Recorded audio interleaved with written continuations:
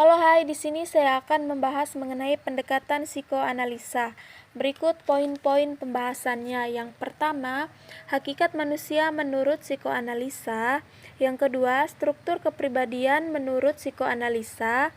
Yang ketiga, pribadi yang sehat dan bermasalah menurut psikoanalisa. Dan yang keempat, hakikat konseling menurut psikoanalisa. Jadi, pendekatan psikoanalisa itu sendiri dikembangkan oleh Sigmund Freud pada tahun 1856 sampai tahun 1939. Kita langsung saja ke poin pembahasan yang pertama, yaitu hakikat manusia menurut psikoanalisa. Dalam aliran ini, manusia dipandang sebagai makhluk deterministik. Menurut Freud, tingkah laku manusia ditentukan oleh kekuatan irasional, motivasi bawah sadar, dorongan biologis dan insting, serta kejadian psikoseksual selama 6 tahun pertama kehidupan. Insting merupakan pusat dari pendekatan yang dikembangkan oleh Freud. Walaupun Freud pada dasarnya menggunakan istilah libido yang mengacu pada energi seksual, namun ia juga mengembangkan istilah ini menjadi energi seluruh insting kehidupan. Insting-insting ini bertujuan sebagai pertahanan hidup dari individu dan manusia, berorientasi pada pertumbuhan, perkembangan, dan kreativitas. Libido dipahami sebagai sumber motivasi yang lebih luas dari sekedar energi seksual. Freud juga memasukkan tingkah laku yang bertujuan mendapatkan kesenangan dan menghindari kesakitan merupakan libido.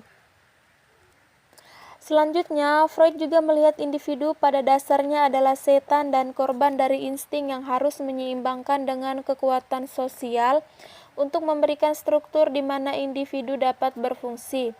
Untuk mencapai keseimbangan, individu harus memiliki pemahaman mendalam tentang kekuatan yang memotivasi mereka untuk bertingkah laku. Kita bergeser ke poin pembahasan yang kedua, yaitu mengenai struktur kepribadian menurut psikoanalisa. Di dalam pandangan psikoanalisa, struktur atau organisasi kepribadian individu itu terdiri dari 3 sistem, yaitu id, ego, dan superego. Yang pertama, kita akan membahas mengenai id. Id merupakan sistem utama kepribadian. Ketika lahir, manusia seluruhnya terdiri dari id. Id berisi segala sesuatu yang secara psikologis diturunkan atau telah ada sejak lahir, termasuk insting, yaitu insting mempertahankan hidup, merupakan dorongan seksual atau libido, dan dorongan untuk mati merupakan dorongan agresi. Id merupakan rahim tempat ego berkembang. Id adalah sumber utama dan cadangan dari energi-energi psikis dan merupakan penggerak ego dan superego yang berhubungan erat dengan proses-proses jasmani dari mana energi berasal.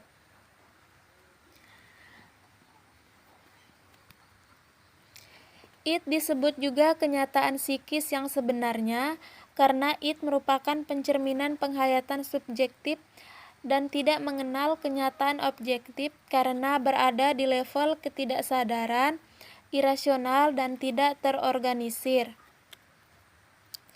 Id memiliki prinsip kenikmatan.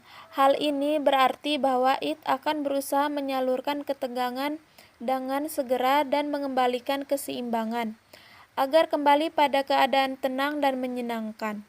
Untuk menghilangkan rasa sakit dan mendapatkan kenikmatan, id mempunyai 2 proses, yaitu yang pertama tindakan refleks dan proses primer.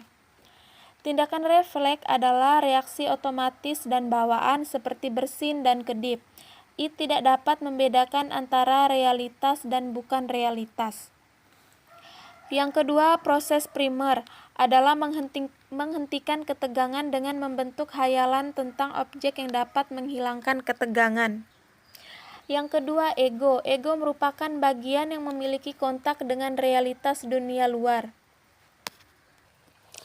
Ego bertindak sebagai eksekutif yang mengatur, mengontrol, meregulasi kepribadian. Ego dapat dianalogikan sebagai polisi lalu lintas untuk id, superego, dan dunia luar. Tugas utama ego adalah memediasi antara insting dan lingkungan sekitar. Ego mengontrol kesadaran dan bertindak sebagai sensor. Ego berfungsi untuk mewujudkan kebutuhan pada dunia nyata dan mampu membedakan apa yang ada dalam diri dan luar diri yang disebut juga dengan proses sekunder. Ego memiliki 3 fungsi, yaitu yang pertama prinsip kenyataan. Prinsip ini bertujuan untuk mencegah terjadi ketegangan sampai ditemukan objek yang sesuai. Fungsi yang ketiga, pengujian terhadap kenyataan. Berarti bahwa ego mengontrol semua fungsi kognitif dan intelektual, menyusun rencana pemenuhan kebutuhan, dan menguji rencana tersebut. Eksekutif kepribadian berguna untuk mengontrol pintu-pintu ke arah tindakan, memilih lingkungan, memutuskan insting mana yang akan dipuaskan, bagaimana cara yang digunakan untuk memuaskannya, kemudian mengintegrasikan tuntutan id, superego, dan realitas. Fungsi yang ketiga yaitu mekanisme pertahanan diri, yaitu mengendalikan id dan menghalau impuls dan perasaan cemas yang tidak menyenangkan melalui strategi tingkah laku yang dipilih oleh individu yang termasuk dalam mekanisme pertahanan diri. Selanjutnya ada superego. Superego merupakan perwujudan internal dari nilai-nilai dan prinsip moral, serta cita-cita tradisional masyarakat. Superego merupakan wewenang moral dari kepribadian dan merepresentasikan hal-hal yang ideal, bukan yang real, memperjuangkan kesempurnaan, bukan kenikmatan, memutuskan benar salah, bertindak sesuai norma moral masyarakat. Superego merupakan internalisasi dari standar orang tua dan masyarakat berkaitan dengan hadiah dan hukuman psikologis. Superego terdiri dari 2 bagian. Yang pertama, suara hati. Suara hati merupakan subsistem superego yang berisi hal-hal menurut orang tua tidak baik dilakukan dan bila dilakukan akan mendapat hukuman. Yang kedua ada ego ideal, yaitu wadah yang menampung hal-hal yang diharapkan untuk dilakukan dan bila dikerjakan akan mendapat hadiah. Dalam proses ini terdapat introyeksi, yaitu proses masuknya suara hati dan ego ideal yang berasal dari pendidikan orang tua ke dalam diri individu sehingga membentuk kontrol diri. Selanjutnya kita bergeser ke poin pembahasan yang ketiga, yaitu pribadi yang sehat dan bermasalah menurut psikoanalisa. Pribadi yang sehat menurut psikoanalisa adalah pribadi yang mampu menyelaraskan atau menyeimbangkan antara id, ego, dan superego, sehingga dalam pribadi secara utuh manusia tidak mengalami masalah-masalah yang berhubungan dengan kecemasan, serta ego dapat berjalan secara rasional. Ciri-ciri pribadi yang sehat yaitu yang pertama, ego bersifat realistis. Yang kedua, dapat menggunakan struktur kepribadian secara efektif. Yang ketiga, mekanisme pertahanan diri bersifat efektif. Selanjutnya ada pribadi yang bermasalah. Seseorang dikatakan bermasalah jika terjadi ketidakselarasan antara id, ego, dan superego. Terjadi kecemasan-kecemasan akan masa lalu dan ketakutan akan masa yang akan datang. Pertahanan diri yang tidak baik sehingga secara sadar maupun tidak sadar akan mempengaruhi perilaku-perilaku atau tindakan secara nyata.